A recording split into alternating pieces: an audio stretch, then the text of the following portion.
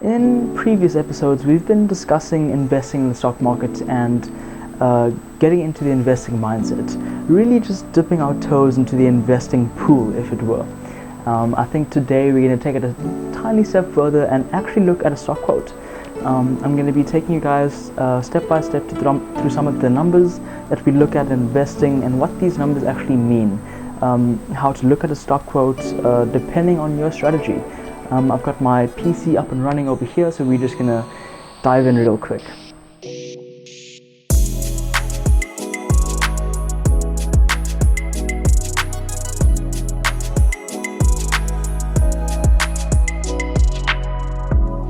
Before you want to look at a company or research a company, you have to know what symbol refers to that company. Now, these symbols are also known as ticker symbols, and what a ticker symbol is, it is this word right here. It can be an abbreviation of the company, or it can be something referring to the company. Sometimes it can even include numbers. So if you were to search for a company like Tesla Motors, I know that their ticker is TSLA. Type that into Google, and you see Google populates the search results with Tesla's stock right here. If you want to search a company like Starbucks, like we had before, Starbucks is there. Companies like Apple, I know a lot of my friends are Apple users, so this would definitely be one for them to keep in their charts. Because remember, this is Apple, and you will buy every product that we put on the market. Every product. So AAPL is the ticker symbol there. Now moving on to this word NASDAQ right here, this basically means which exchange Apple is listed on. So Apple stock is listed on the NASDAQ. If we were to look at another stock like Alibaba, we can see they're listed on the NYSE, which stands for the New York Stock Exchange. I know back here in South Africa, we have the JSE. So if we have a look at JSE, Sasol, you can see, so Johannesburg Stock Exchange, Sasol company, their ticker is SOL, and trading at 15,164 ZAC. Alrighty, so jumping back into Tesla's stock quote, then we have the stock ticker right there, and now this is the price of Tesla for one share of Tesla, also listed in the currency. So currently it's at USD. Facebook is also listed in United States dollars. Now jumping back to Tesla, this second number here is the price change from the actual price. So Tesla is currently down $36 from what it was. Then in brackets is just the percentage of what that might be. And because all these numbers are in red, it means it has been going down, as we can see from the stock chart. Compared to Facebook, Facebook is up $3.16, which is 1.19%. And you can see it's up from the previous dotted line over here. Alrighty, so then next up we have your chart. Now, charts can be viewed in different time intervals. This is your daily chart, so from 10 o'clock to 8 o'clock. Now this would be looking at Friday. It's Sunday currently from when I'm recording. So this is Friday's chart, because stock markets are only open during the week, Monday to Friday. So we can jump in through the different time intervals of 1 day, 5 days, 1 month, 6 months, year-to-date performance, 1 year performance, 5 years, and maximum since IPO. Now, IPO stands for Initial Public Offering. An IPO is an initial public offering. It's the first time a stock is offered for sale to the general population. It's basically the first time a stock gets listed on the stock exchange to be publicly traded. We can have a look at these other numbers here. So we have its previous open price point, the highs and the lows of the same day, its market capitalization. So Tesla is currently valued at $270 billion US, which is not a value to be laughed at. Then we have a PE ratio, which stands for price to earnings ratio. Basically a number that you look at to see how profitable a company is. Usually the lower the number, the more profitable and undervalued a company might be.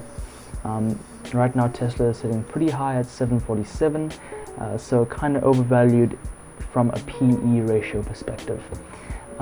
This next metric is dividend yield. Tesla currently does not give out any dividends. So if you were to look at a company that gives out a dividend, let's have a look at Apple. That's their stock ticker AAPL, and you can have a look that currently Apple is giving a 0.74% dividend. Not the greatest dividend considering there's companies like Truist Financial, which is giving out a 4.6.1% dividend. So that's quite a nice way to build up a dividend portfolio over time where you're earning actual cash, passive income on your investments. So similarly, we can see on Yahoo Finance that the 52-week range for Tesla ranges from $211 to $1,794. This is basically just how much that price has fluctuated within the last year. Then this is the volume, the amount of shares that are currently in the market, and the average volume that has been traded. There are other numbers that are listed here, like the beta and the earnings per share. Wouldn't dive too much in detail. That would definitely be for future videos, so definitely stay tuned for that. Yahoo Finance does go the extra mile and give us the next time Tesla reports earnings, which is quite nice. And as you can see, they don't post a dividend date. If you can see at MarketWatch, they do have other charts we can look at, like their financials. So let's have a look at that. Now, financials on a company would definitely be something you want to be looking into to make sure it's a good company. Looking at company financials as opposed to a stock quote is a whole other video topic. This is where we would look at company metrics and break down the company to see whether this company has a bright future ahead of it and if it's going to be doing well in the future, and it makes sense to be a good investment. So for now, we're just going to be touching on stock quotes, but definitely consider subscribing if you want to see me break down a good company to invest in. Looking at MarketWatch as well, we can see the performance of Tesla in the last month, last 3 months, year to date, and in the last year. Okay, so jumping back into Truist Financial, looking at the Google generated quotes, they do supply us with a bit of extra information over here. So we do know that it's a bank holding company, where the headquarters are, who the CEO is, the number of employees as of 2018, as well as the revenue. So there is a nice little info bit over here.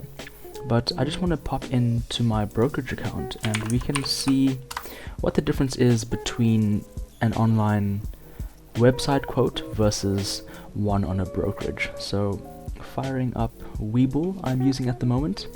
Obviously it does look a bit more intimidating, but I will be dropping a video sometime soon. Definitely let me know if you're interested in some content like this, where I would be breaking down the pros and cons of certain brokerages, whether you're a US citizen or a non-US citizen like myself here in South Africa, because different brokerages do offer different research and analysis tools, and some of them are commission free. And so yes, as I was saying, depending on which brokerage you're using, there could be extra perks associated with that. So yeah, jumping into the brokerage now, we can just type in TFC as we were searching up, and stock ticker comes up there. So let it fire up, and as you can see, although this is more of a trading graph where we're looking at different metrics like RSI and volume, not going to bother you too much about that. But if you look down here, key statistics, it's the exact same metrics that we were chatting about. As you can see, the key statistics, okay. I don't know where you're getting your statistics.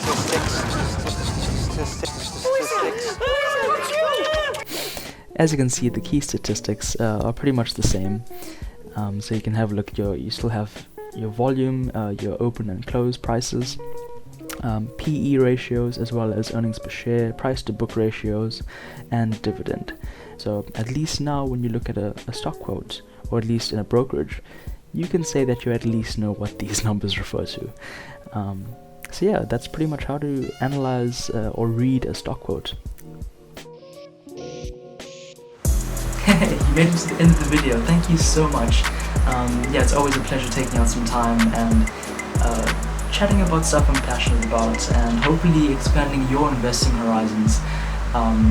So yeah, if you did like the video, give it a thumbs up, and I will see you in the next video.